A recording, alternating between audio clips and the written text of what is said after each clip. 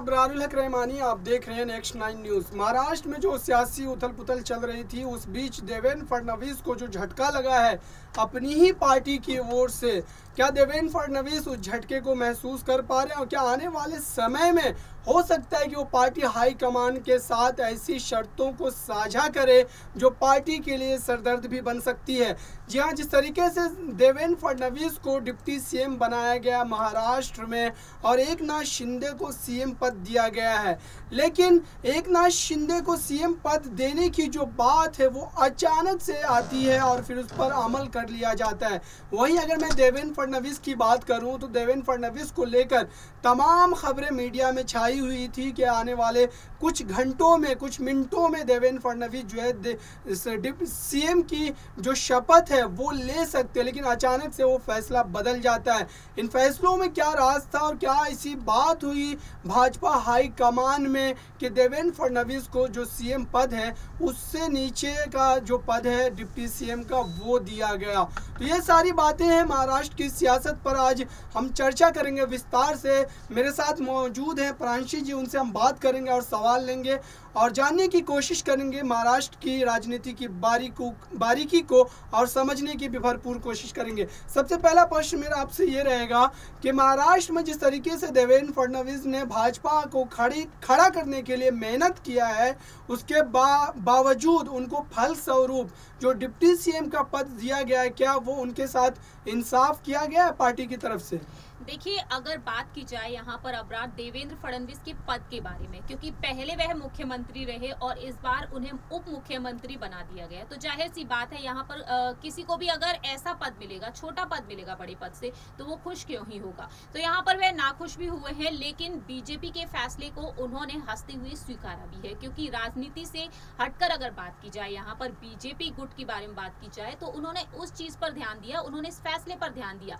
महाराष्ट्र की आवाम के लिए वह आज भी कुछ ना कुछ करना चाहते हैं, इस वजह से उन्होंने इस फैसले को स्वीकार किया है, क्योंकि लोकसभा चुनाव को लेकर अब भी देखने को मिला कि आगे आने वाले चुनाव को लेकर, साल 2024 के चुनाव का ध्यान में रखते हुए और राष्ट्रपति चुनाव को ध्यान में रखते हुए देवेंद्र फडणवीस ने ये इस फैसले को स्वीकार कर लिया। लेकिन उन्होंने ये बात भी कही कि एकनाथ शिंदे ने कहा कि जो 2.5 साल पहले हो जाना चाहिए था वो अब हो चुका है, यानी कि बीजेपी और शिवसेना का गठबंधन जो 2.5 साल पहले होना चाहिए था, लेकिन जो अब हुआ है 30 जून के दिन डिप्टी सीएम के तौर पर देवेंद्र फडणवीस ने शपथ ग्रहण की, तो वहीं मुख्यमंत्री के तौर पर एकनाथ शिंदे ने। तो बीजेपी की जो रणनीति रही है वो सिर्फ और सिर्फ महाराष्ट्र है, महाराष्ट्र का विकास है, क्योंकि पूरे ही देश भर में विकास चाहते हैं प्रधानमंत्री नरेंद्र मोदी, और उसी के लिहाज से उन्होंने महाराष्ट्र को भी चुना। तो महाराष्ट्र में वह अपनी सरकार को वापस लाना चाहते थे, तो जाहिर सी बात है यहाँ पर देवेंद्र फडणवीस को इसीलिए चुना गया, क्योंकि महाराष्ट्र की आवाम से वह बखूबी वाकिफ है। मैं आपको याद दिला दूं कि राणा दंपति ने एक बात कही थी कि जो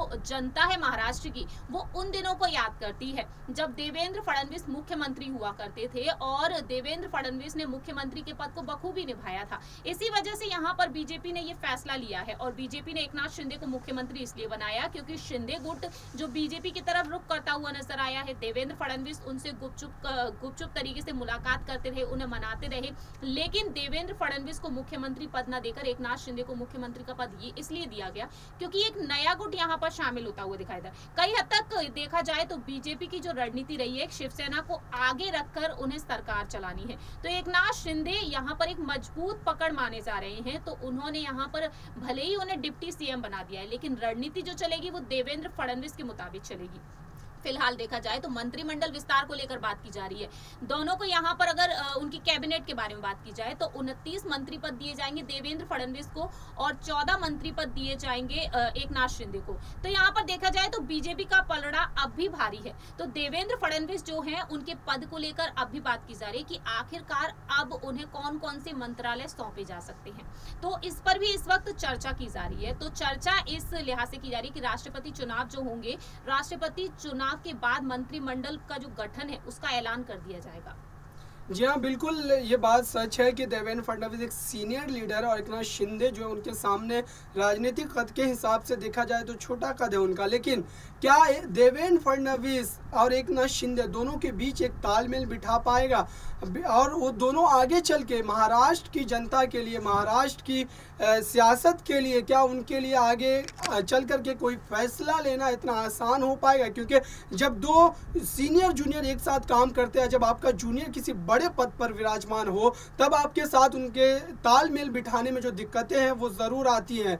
और इस लिहाज से अगर मैं देखूं तो क्या देवेंद्र फडणवीस जो है वो एकनाथ शिंदे के फैसले में अपना समर्थन दे पाएंगे? क्योंकि अगर एकनाथ शिंदे के फैसले तमाम दुरुस्त होते हैं तो आने वाले समय में राजनीति जो है उनके लिए ज़्यादा आसान होगी और उनका कद जो है राजनीति में और ज़्यादा बढ़ जाएगा। देवेंद्र फडणवीस के लिए ये एक चुनौती भी बन सकती है एकनाथ शिंदे। इस बात पर आपका क्या सोचना है? देखिए, एकनाथ शिंदे को मुख्यमंत्री बनाया गया है, जरूर बनाया गया है, लेकिन डिप्टी सीएम देवेंद्र फडणवीस को इसलिए बनाया गया है कि भले ही वह डिप्टी सीएम है, लेकिन रणनीति किसकी चलेगी यहाँ पर? डिप्टी सीएम की चलेगी, बीजेपी की चलेगी।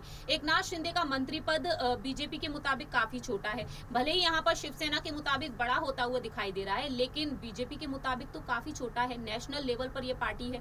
तो ऐसे में देखा जाए तो डिप्टी सीएम को लेकर फिलहाल जो दावे किए जा रहे हैं कि गृह मंत्रालय ना देकर उन्हें वित्त मंत्रालय दिया जाएगा, क्योंकि गृह मंत्रालय की पोस्ट पर पहले से ही एक और नेता मौजूद हैं। तो ऐसे में यहाँ पर बीजेपी सिर्फ और सिर्फ महाराष्ट्र के विकास के लिए काम कर रही है। देवेंद्र फडणवीस पर उन्हें पूरा भरोसा है और उस भरोसे पर ही देवेंद्र फडणवीस इस फैसले को स्वीकार किए हैं। तो जाहिर सी बात है, बात रही सीनियरिटी और जूनियर होने की बात यहाँ पे की जाए तो देवेंद्र फडणवीस पहले मुख्यमंत्री रह चुके हैं। तो जाहिर सी बात है, एक जो होता है ना जेलेसी जो शब्द है, तो हमें महाराष्ट्र की रणनीति में वो चीज भी देखने को मिल सकती है। देवेंद्र फडणवीस इस वक्त डिप्टी सीएम है, पहले वह मुख्यमंत्री रहे, तो जाहिर सी बात है वो चीज कहीं ना कहीं हमें आगे देखने को मिल सकती है। लेकिन फिलहाल देखा जाए तो सिर्फ और सिर्फ यहाँ पर निशाना जो है वो शिवसेना है, एनसीपी है, कांग्रेस है, और उसी लिहाज से यहाँ पर बीजेपी यहाँ पर खेल खेलती हुई दिखाई दे रही है। देखिए, जहाँ तक भाजपा का सवाल है तो भाजपा ये लगातार कोशिश कर रही है कि अपनी जो पार्टी, अपने जो लीडर है उनको लगातार बढ़त दिलाई जाए शिवसेना के ऊपर। और लगातार इस तरीके से जो मंत्रालय का बंटवारा हुआ उसमें भी आप देख सकते हैं कि कितना का अंतर है। अगर एकनाथ शिंदे गुट की बात की जाए तो उनके पास कुछ बड़े मंत्रालय जो है वो नहीं गए हैं, सारे बड़े बड़े मंत्रालय जो वो देवेंद्र फडणवीस के गुट के पास है। तो आने वाले समय में फैसले लेने में भी ज़्यादा आसानी और सरकार चलाने में ज़्यादा आसानी होगी वो देवेंद्र फडणवीस के लिए होगी। और हो सकता है कि दोनों जो गुट है उनमें खेमेबंदी भी हो जाए और सरकार में जब फैसले लेने की बारी आती तभी मुश्किलें पैदा होती। सरकार तो गठन हो चुका है, लेकिन जब फैसले लेने की बारी आएगी तो हो सकता है कि एकनाथ शिंदे को देवेंद्र फडणवीस के फैसलों से ना इत्तेफाकी हो, देवेंद्र फडणवीस के फैसलों पर वो अपना विरोध जताए, या एकनाथ शिंदे जो है वो देवेंद्र फडणवीस के फैसलों से ना इत्तेफाकी करे। दोनों एक दूसरे के फैसले से ना इत्तेफाकी जता सकते हैं और तभी मसला जो है वो खड़ा हो सकता है। लेकिन तब जो बड़े लीडर होते हैं, सीनियर लीडर होते हैं, उनकी ये जिम्मेदारी होती है कि दोनों को समझा करके और सरकार के लिए, जनता के लिए एक बेहतरीन सरकार दी जाए और जनता के मन में अपनी जगह बनाने के लिए एक काम किया जाए, ताकि आने वाले समय में चुनाव में जो है फिर से सरकार को रिपीट की जाए। अगर मैं सरकार को रिपीट करने की बात कर रहा हूँ तो इस पर आपसे मैं सवाल पूछना चाहूँगा कि क्या जिस तरीके से सरकार का गठन हुआ है अभी एकनाथ शिंदे का, तो उस लिहाज से क्या महाराष्ट्र में दोबारा उनकी सरकार आ सकती है?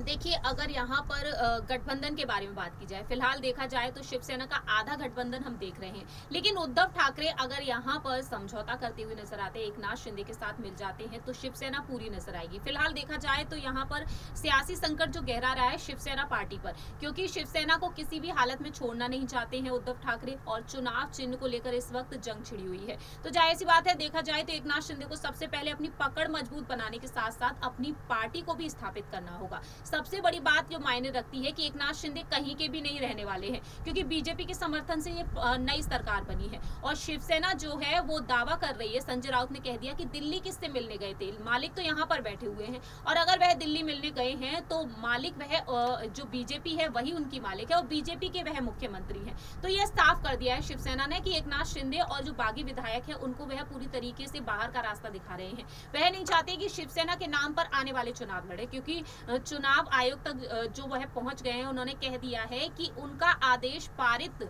ना होने तक कोई फैसला नहीं लिया जाएगा। जब तक उद्धव ठाकरे नहीं चाहेंगे तब तक एकनाथ शिंदे इन चुनाव चिन्ह पर चुनाव नहीं लड़ पाएंगे। तो सबसे बड़ा सवाल तो यही खड़ा होता है अबरार। तो जाहिर सी बात है एकनाथ शिंदे अगर इस पार्टी के नाम पर, हिंदुत्व के नाम पर, बाला साहेब ठाकरे जी के नाम पर चुनाव लड़ना चाहेंगे तो कैसे लड़ेंगे जब आपके पास पार्टी ही नहीं है। वहीं आगे आने वाले कार्यकाल को देखा जाए तो एकनाथ शिंदे ने ये कह दिया है, डंके की चोट पर उन्होंने कह दिया है कि 2.5 साल का कार्यकाल पूरा करेंगे, लेकिन 2.5 साल के बाद भी जो चुनाव होंगे उनमें भी जीत दर्ज करेंगे।